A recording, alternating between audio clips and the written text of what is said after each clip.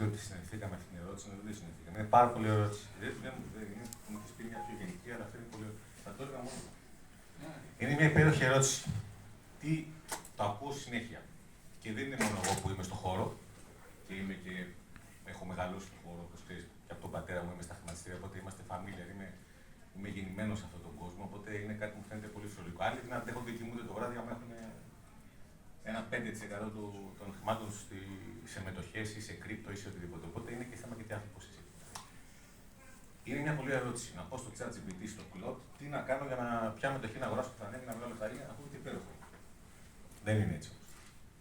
Καταρχάς, θα ξεκινήσω λίγο πιο γενικά. Είναι η τεχνητή νοημοσύνη με την έννοια που και αυτή δεν είναι είναι πολύ, έχει γίνει trend, ειδικά μετά τον κορονοϊό, τα κάνα 2 χρόνια μετά, πάντα υπήρχε. Εδώ και 2 χρόνια, μετά, από το 2022-2023, όλοι παρατηρούμε ότι αυτό το θέμα συζήτηση, το topic είναι παντού. Και όχι άδικα, σε όλους, αλλά έχει απλωθεί σε όλα τα φάσματα της κοινωνικής ζωής και της επιχειρηματικής ζωής. Η τεχνητή νοημοσύνη στον χώρο των χρηματιστήριων, των αγορών γενικότερα, κάτι που ο περισσότερος κόσμος το ξέρει,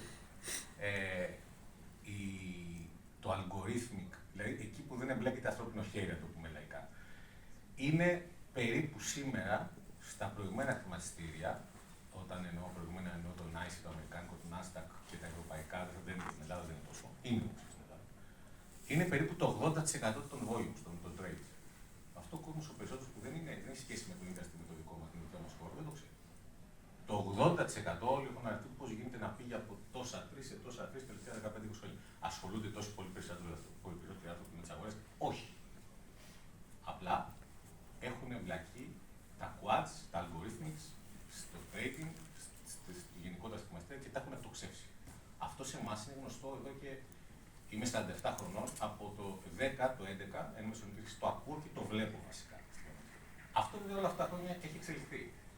Το 80 έχει ένα φάσμα, όπως γενικά στη ζωή υπάρχουν, κινείς εντός κάποιου φάσματος. Δηλαδή, έχεις να κάνεις με τους απλούς liquidity providers που βάζουν βάθος στις αγορές, παρέχουν liquidity, όπως λέμε στη γλώσσα μας, ρευστότητα και δεν κάνουν συναλλαγές κατά βάση κερδοσκοπικές. Και έχεις και τους καθαρά κερδοσκόπους, τα funds, τα οποία χρησιμοποιούν οι προγράμμες, το αλγοριθμικό και το machine learning και μπαίνουν στις αγορές επιθετικά μέσω high frequency, low, mid και κάνουν κερδοσκοπικές κινήσεις. Αυτό είναι κάτω, κινείται κάτω από το ραντάρ, κάτι που δεν είναι γνωστό και είναι και οι πιο προσοδοφόρες στρατηγικές παγκοσμίως στις αγορές. Απλά ο κόσμος ο περισσότερος τα ξέρει, γιατί είναι κλειστά κλάδια. Αυτό τώρα πώς εμείς, για να πάμε στην ερώτηση να το εξειδικεύσουμε, θα ξεκινήσω από το τέλος. Όχι, δεν τη θεωρώ απειλή τεχνητή νοημοσύνη για το χώρο. Δηλαδή για το γενικότερο χρηματοοικονομικό χώρο. Γιατί καταρχάς δημιουργεί ένα περιβάλλον στο οποίο από το πιο απλό, θα μιλήσω που κάνω πάλι άλλο από το γενικό, ο πληθωρισμός, ο οποίος είναι ο μεγάλος εχθρός της Δύσης, κατά βάση, θα δημιουργήσει μια κατάσταση η οποία ήδη το βιώνουμε όλοι μας, αλλά όσοι δεν το αντιλαμβάνονται, η ενεργός διαχείριση των, μακάρι να έχουν διαθέσιμο ο καθένας, των διαθέσιμών τους, είναι αναγκαία γιατί αλλιώς ο πληθωρισμός σου τρώει, να το πούμε λαϊκά, το σουβλάκι πάει για 5 ευρώ, που μπορεί να φτάσει και 6-7. Άμα δεν ανεβαίνεις μισθολογικά, δεν χρησιμοποιείς ενεργά τα διαθέσιμά σου, δεν μπορεί η δουλειά σου να ανεβαίνει αρρωγή, θα μείνεις πίσω. Ο πληθωρισμός δεν θα σταματήσει. Απλά θα έχει. Τώρα κιόλας είναι πολύ επικίνδυνο να εκτοξευθεί. Οπότε πρέπει να κοιτάξει ο καθένας, ξεπερνώντας τους όρους του, δεν το λέω επειδή είναι στο χώρο αυτό, το βλέπουμε όλοι νομίζω, να τρέχει αντίστοιχα. Όχι να τον κερδίζει, να τον κερδίζει. Άρα, μοιραία πρέπει να μπει στις αγορές. Αν έχεις τα λεφτά στην τράπεζα, απλά αυτό που αγοράζει σήμερα με 100 ευρώ, την χρόνο θα θες 120, 115. Το βλέπουμε όλοι μας. Σου λέω να πάρεις μετοχές, όχι, να κοιμάσαι το βράδυ, αλλά άρα πρέπει η κοινωνία μας να εκπαιδευτεί ώστε να αποκτήσει χρηματοοικονομική παιδεία. Εκεί ο ρόλος της τεχνητής νοημοσύνης, που ήδη οι τράπεζες και κάποιες startups με τη λογική του robo-advisors, το οποίο και εμείς σιγά στην εταιρεία προσπαθούμε να το κάνουμε, αλλά θέλει μεγάλες επενδύσεις, έτσι ξεκινάνε μεγάλοι, χρησιμεύει όταν δεν έχεις εξειδικευμένους ανθρώπους να μπορούν να συμβουλεύσουν τους πάντες. Δηλαδή, εγώ μπορώ να κάτσω να συζητάω πώς είμαστε στην Ελλάδα, μπορούν να κάτσουν να συμβουλεύσουν κάποιον τι να κάνει με τα λεφτά του και να το δημιουργήσουν μια εμπιστοσύνη. Εκεί ευελπιστούμε ότι η θα βοηθήσει τον ευρύτερο χώρο, ώστε κάποιος να δει με τι αισθάνεται άνετα.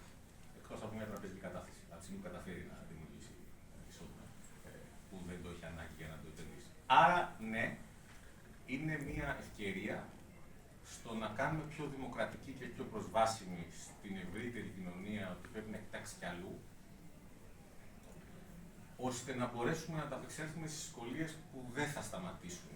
Δηλαδή, ο πληθωρισμός, για να γυρίσω πίσω, είναι κάτι το οποίο δυστυχώς δεν είναι, γιατί είναι μια.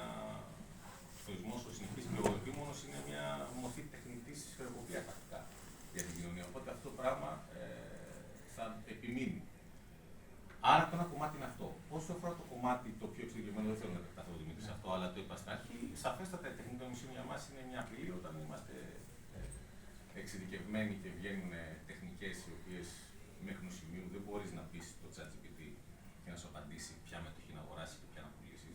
Είναι πολύ ωραίο, γιατί άμα το ρωτήσουν όλοι αυτό, θα μόλις μια μετοχή, δεν θα μπορεί πρακτικά δεν γίνεται. Αλλά σίγουρα αυτός που θα χειριστεί πολύ καλά και ένας με τη βοήθεια των programmers, των software engineers, θα μπορέσει να κάνει εφαρμογή αυτής της μάθησης, να την βάλει μέσω μηχανικής στην πράξη που ήδη γίνεται, ξαναλέω αυτό, αλλά απλώνεται σε περισσότερα επίπεδα, αλλά αυτή την ευκαιρία, ναι, θα έχει πλεονέκτημα στις αγορές. Θα είναι πρώτος. Αυτό δεν σημαίνει όμως θα πάψει να υπάρχει και η παραδοσιακή προσέγγιση, η οποία όμως σιγά σιγά, δυστυχώς ή ευτυχώς, δεν μπορώ να το πάω αυτή τη στιγμή, μειώνει τις αγορές. Μετά